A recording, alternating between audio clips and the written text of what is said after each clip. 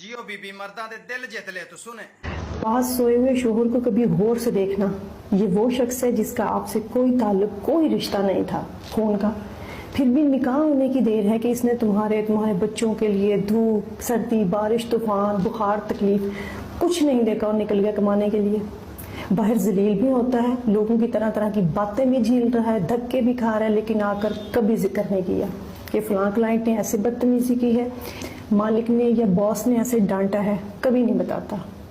और एक आप हैं, थोड़ा सा घर में कुछ हो गया, थोड़ा सा शोहर ने कुछ कह दिया, ढंडोरा पीटना शुरू हो गया, स्टेटस लग रहे हैं। शोहर की आपकी लाइफ में क्या वैल्यू है ना, ये कभी किसी बेवा से मिलकर देखिएगा, आपको पता लग जाएगा। सगे बहन भाई तक जो है ना वो आपके निवाले गिनते हैं, जो आप खा रहे होते हैं आपके निवाले, आपके बच्चों के निवाले। यार उन औरतों को क्या पता, उन बच्चों को क्या पता कि मर्द हमारा शोहर या बाप पैसे कैसे कमा के लेके आता है।